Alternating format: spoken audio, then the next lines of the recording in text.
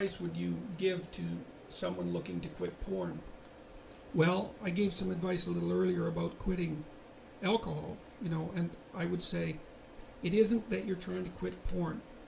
It's not the right way to think about it.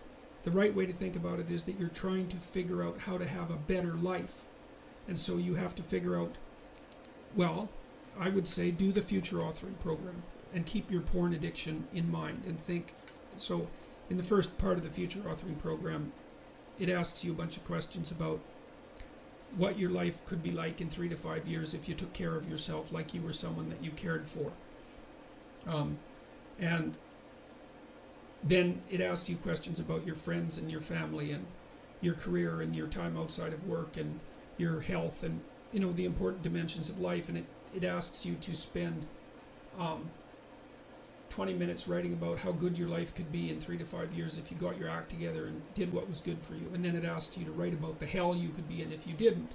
And so I would say you really need to do that, because porn isn't the issue.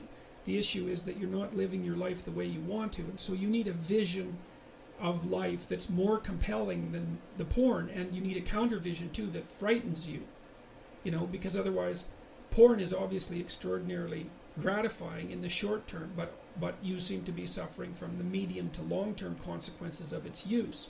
And so you need a story that you can tell yourself that's really deeply thought through about why this is not appropriate for you, how it's hurting you, and how it's minimizing you and perhaps making you embarrassed and ashamed and more socially isolated and all of that.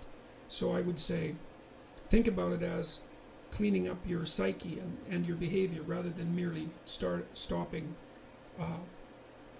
porn. You also might want to write down, and you could do this in the negative vision part of the future authoring program. You got to write down everything bad that you think porn is doing to you, because obviously you have some suspicions that this is not good for you, right? That it's actually harming you in some important way.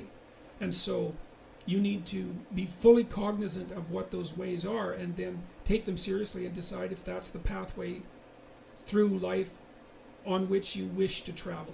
And then I would also say good luck to you. It's a very good idea to identify one of your weaknesses and work on it. You can strengthen yourself substantially by doing that.